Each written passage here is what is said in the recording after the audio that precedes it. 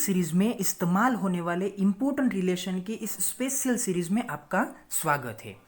तो यहाँ पे इस लेक्चर में हम क्या बात करने वाले हैं, इम्पोर्टेंट रिलेशन नंबर 5 के बारे में। तो ये आपका फिफ्थ रिलेशन कौन सा है, I is equals to integration from -π to pi cos of mx into sine of nx dx is equals to 0। लेकिन ये कब होता है, जब m is equals to n होता है। मतलब कि अगर आपके इंटीग्रेटिंग इक्वेशन में दो अलग अलग सीरीज, एक कोसाइन सीरीज और दूसरी साइन सीरीज, अगर इन दोनों का मल्टीप्लिकेशन होता है और अगर इसका इंटीग्रेशन आप एक पीरियोडिक लिमिट के ऊपर लेते हैं जो कि -π से लेकर पाई तक की है, तो इसका आंसर क्या बन के आएगा, 0। लेकिन ये 0 तब बनता है जब आपके पास m और n दोनों की वैल्यू क्या होनी चाहिए, सेम होनी चाहिए। तो देखते हैं कि इसका ये जो मैथमेटिकल एक्सप्रेशन है या फिर मैथमेटिकल प्रूफ है वो किस तरह से दिया जा सकता है। तो ये हमारा बेसिक इक्वेशन कौन सा है, ये है हमारा basic equation I is equals to integration from -π to pi cos of mx into sine of nx dx is equals to 0। तो जैसे कि हमारे पास एक रिलेशन है या फिर हमें एक कंडीशन दी गई है कि इस इक्वेशन में आपको m is equals to n का इस्तेमाल करना है। मतलब कि यहाँ पे m और n दोनों को आपको सेम कंसीडर करना है और जहाँ पे भी आपको m देखने को मिलता है वहाँ पे आप क्या लिख सकते हैं, n लिख सकते हैं। तो हम क्या करते हैं, ये जो आपकी कोसाइन सीरीज है कि जिसमें mx आता है, वहाँ पे आप m के रिप्लेसमेंट में क्या लिखेंगे, यहाँ पे आप लिखेंगे n। तो इसके कारण आपका ये इक्वेशन क्या बन जाएगा, कोस of nx into sine of nx dx। इसका इंटीग्रेशन वैसे ही उसी लिमिट के ऊपर रहेगा जो कि हमने यहाँ पे -π से लेकर पाई तक ये उसे एज इट इज रखा है। तो अब हम क्या करते हैं, इस इक्वेशन में हमने जो भी हमारी एक बेसिक कंडीशन थी, इस कंडीशन का मॉडिफिकेशन कर दिया है। अब हमें क्या करना है, इस इक्वेशन का यहाँ पे इंटीग्रेशन करना है। तो जैसे कि आप इस इक्वेशन में देख सकते हैं, यहाँ पे एक कोसाइन सीरीज और एक साइन सीरीज, मतलब कि दो अलग अलग ट्राइगोनोमेट्रिक सीरीज का यहाँ पे मल्टीप्लिकेशन है और ये दोनों सीरीज अच्छी तरह से डेरिवेट भी हो सकती है और इंटीग्रेट भी हो सकती है। मतलब कि चाहे आप इसका कितने भी नंबर बार इसका डेरिवेशन कीजिए या फिर इंटीग्रेशन कीजिए, इसका आंसर कभी भी 0 नहीं आएगा। तो अगर मैं यहाँ पे मल्टीप्लिकेशन के प्रिंसिपल का इस्तेमाल करता हूँ तो क्या होगा, ये इसका इंटीग्रेशन आगे बढ़ता ही रहेगा, कभी भी इसका इंटीग्रेशन कंप्लीट नहीं होगा। तो इसके कारण मुझे वो मल्टीप्लिकेशन का प्रिंसिपल इस्तेमाल करने में कोई भी बेनिफिट नज़र नहीं आता है। तो मुझे क्या करना चाहिए, इस मल्टीप्लिकेशन के प्रिंसिपल के बजाय कोई एक ऐसा रास्ता अपनाना चाहिए कि जिसके कारण ये जो मल्टीप्लिकेशन का रिलेशन है इन दोनों टर्म्स के बीच में, ये रिलेशन यहाँ पे या तो एडिशन में या तो सब्सट्रैक्शन में चेंज हो जाए, जिसके कारण दोनों टर्म क्या हो जाए, स्प्लिट अप हो जाए। तो एक ऐसा ट्राइगोनोमेट्रिक रिलेशन है जो कि हम यहाँ पे यूज कर सकते हैं। तो वो ट्राइगोनोमेट्रिक रिलेशन कौन सा है, देखिए ये है आपका trigonometric relation 2 time cos of alpha into sine of beta is equals to sine of alpha plus beta minus sine of alpha minus beta.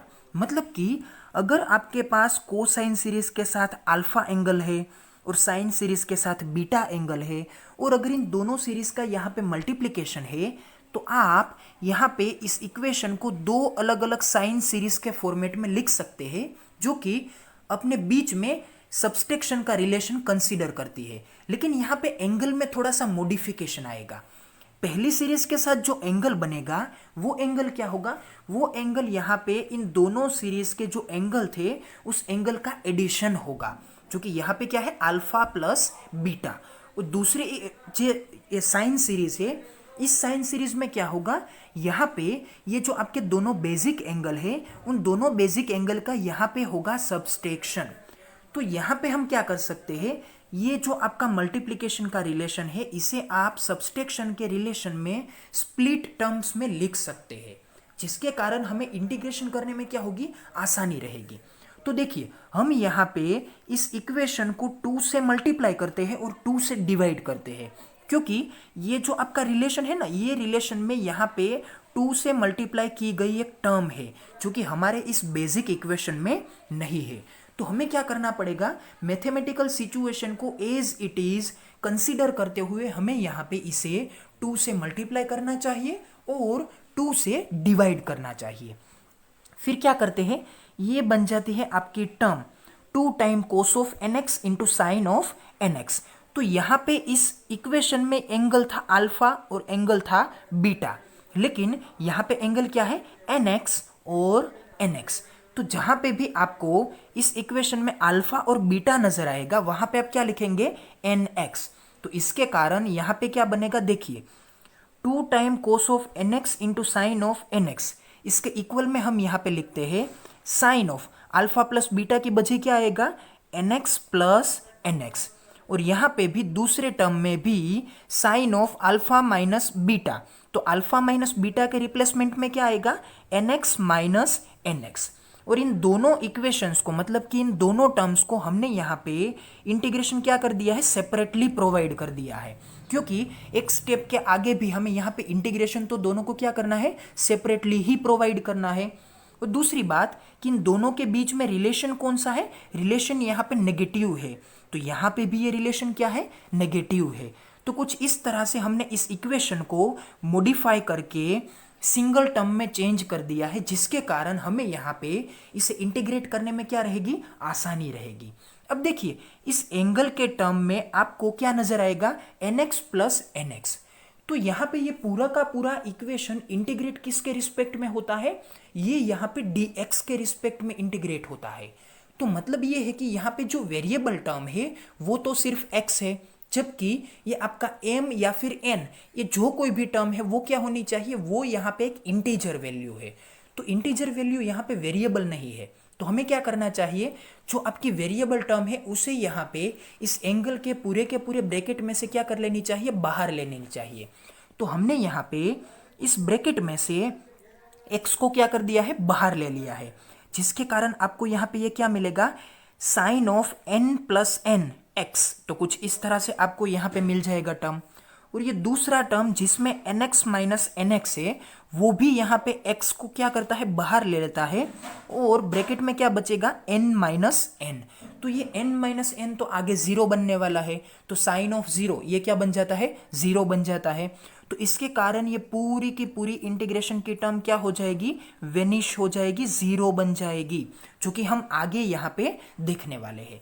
तो यहाँ तक आपको समझ में आया होगा कि हमने हमारे इस बेसिक इक्वेशन में जो हमारी कंडीशन थी उस कंडीशन को इस्तेमाल किया, और मल्टीप्लिकेशन के प्रिंसिपल से बचने के लिए हमने यहाँ पे इस ट्राइगोनोमेट्रिक रिलेशन को इस्तेमाल किया, और इस ट्राइगोनोमेट्रिक रिलेशन को इस्तेमाल करते हुए हम यहाँ तक पहुँचे हैं। अब हमें क्या करना है, इस इक्वेशन को सिंप्लीफाई करने के बाद इसका इंटीग्रेशन करना है, और उस इंटीग्रेशन में इसकी माइनस पाई से लेकर पाई तक की लिमिटेशन को क्या करना है, प्रोवाइड करना है। तो आगे हम, तो देखिए प्रीवियस रिलेशन क्या था, प्रीवियस रिलेशन था ये।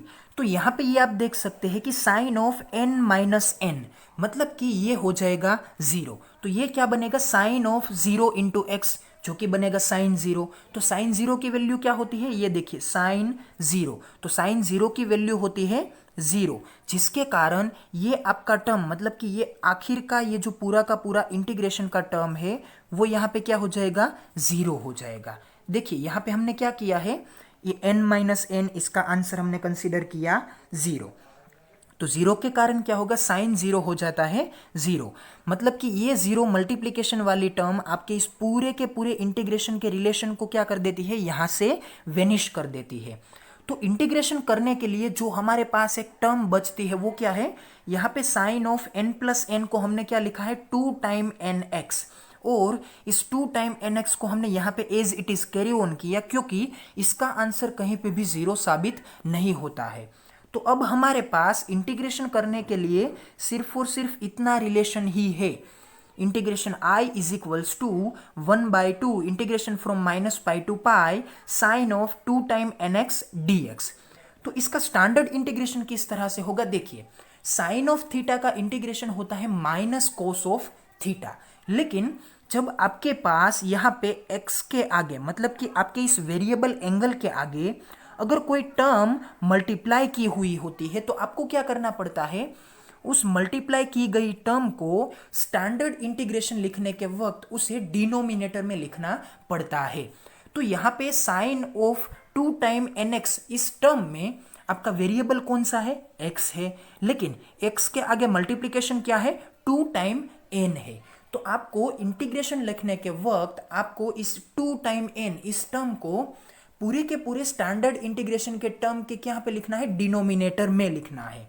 तो यहाँ पे क्या होगा, देखिए ये आपका sine of 2 time N X, यहाँ पे इंटीग्रेशन में क्या लिखा जाएगा, minus cos of 2 time N X, लेकिन ये x का आगे का मल्टीप्लायर 2 टाइम n यहाँ पे क्या लिखा जाता है, यहाँ पे डिनोमिनेटर में 2 टाइम n लिखा जाता है। तो क्या होगा, अब देखिए ये हो गया इसका स्टैंडर्ड इंटीग्रेशन। फिर क्या करते हैं, इस नेगेटिव साइन को हम यहाँ पे बाहर ले लेते हैं ताकि हमें लिमिट अप्लाई करने के वक्त कोई भी मिसअंडरस्टैंडिंग ना हो। तो इसके कारण हमने क्या किया, इस नेगेटिव साइन को हमने यहाँ पे बाहर ले लिया। अब हम यहाँ पे इस अपर लिमिट और लोअर लिमिट को इस्तेमाल करते हैं। तो क्या होगा, यहाँ पे पहले टर्म में cos of 2 time N X, यहाँ पे x के रिप्लेसमेंट में आएगा पाई। तो यहाँ पे क्या हो जाता है, cos of 2 time N pi upon 2 time N minus, जो कि इंटीग्रेशन का प्रिंसिपल है, फिर क्या आएगा, cos of 2 time N pi के बजाय यहाँ पे क्या आएगी, लोअर लिमिट माइनस पाई, जो कि यहाँ पे इस्तेमाल की जा चुकी है। तो ये हो गई लिमिट का एप्लीकेशन। फिर लिमिट को अप्लाई करने के बाद हमें यहाँ पे कोस, जो कि एक इवन फंक्शन है, जिसके कारण क्या होता है, कोस ऑफ माइनस थीटा, मतलब कि कोस ऑफ यहाँ पे ये जो आपका माइनस थीटा है वो आंसर में क्या बन जाता है, कोस ऑफ थीटा, मतलब कि ये जो आपकी नेगेटिव साइन है वो यहाँ पे क्या हो जाती है, पॉजिटिव हो जाती है, क्योंकि कोस इवन फंक्शन होने के कारण चाहे आप यहाँ पे एंगल पॉजिटिव इस्तेमाल कीजिए या तो एंगल नेगेटिव इस्तेमाल कीजिए, आंसर इसका क्या रहेगा, आंसर इसका ऑलवेज पॉजिटिव ही रहेगा।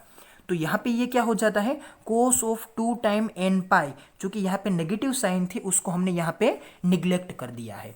तो देखिए अब यहाँ पे क्या है, कोस ऑफ 2 टाइम एन पाई और ये भी कोस ऑफ 2 टाइम एन पाई, मतलब कि दोनों टर्म सेम है और इन दोनों के बीच में रिलेशन कौन सा है, माइनस का। तो आंसर क्या बनना चाहिए, 0, और ये फाइनल में भी आंसर क्या बन के आएगा, 0 बन के आएगा। तो कुछ इस तरह से हमने यहाँ पे इस इंटीग्रेशन को प्रूव किया कि अगर आपके पास एक कोसाइन सीरीज है और दूसरी साइन सीरीज है जिसका आपको मल्टीप्लिकेशन करना है और उस मल्टीप्लिकेशन के ऊपर अगर आपको एक पीरियोडिक लिमिट को इस्तेमाल करना है, और वो पीरियोडिक लिमिट कौन सी होनी चाहिए, माइनस पाई से लेकर पाई तक की। So thank you so much for watching my video. अगर आप कुछ इसी तरह से 6 के 6 रिलेशंस को समझना चाहते हैं तो आप मेरी चैनल के प्लेलिस्ट में देख सकते हैं, जहाँ पे आपको कुछ इसी तरह से इंपॉर्टेंट इंटीग्रल रिलेशंस वहाँ पे मिल जाएंगे।